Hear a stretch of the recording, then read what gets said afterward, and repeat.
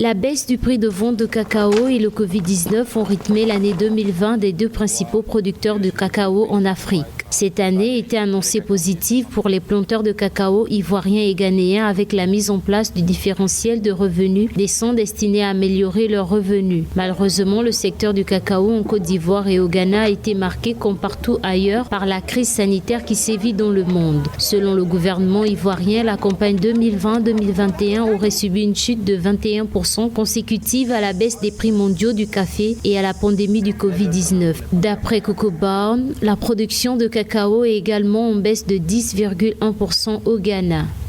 La baisse dont vous venez de m'informer me paraît quand même assez paradoxale. Vous savez, il y a de cela pas si longtemps, Abidjan et Accra avaient obtenu de leurs acheteurs comme Nestlé un prix de $400 à la tonne qui est appliqué à partir de la campagne 2020-2021 qui a débuté depuis le mois d'octobre. Les deux pays voisins d'Afrique de l'Ouest qui, à eux seuls, produisent près de 2/3 de fèves mondiales de cacao ont été secoués par les retombées de la pandémie du Covid-19. En effet, le 20 novembre 2020, la Côte d'Ivoire et le Ghana avaient instauré une prime de $400 par tonne pour mieux rémunérer les petits producteurs de cacao, chose qui n'a pas été respectée par les multinationales Hershey et Mars. C'est l'éternelle loi de l'offre et de la demande. Vous savez, lorsqu'il y a beaucoup de fèves et surtout des fèves de bonne qualité qui sont disponibles sur le marché, les acheteurs ont la main. C'est eux qui décident des cours, c'est eux qui décident de ce qu'ils vont acheter.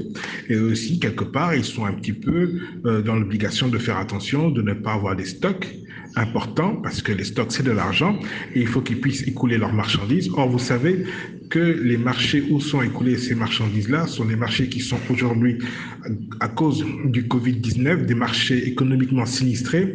Et donc, les populations ont dans la tête d'autres problèmes que de consommer du chocolat. Cocoa Board précise que la prochaine production de cacao au Ghana devrait atteindre les 800 000 tonnes. La Côte d'Ivoire, quant à elle, a fait le choix de maintenir le prix garanti aux producteurs.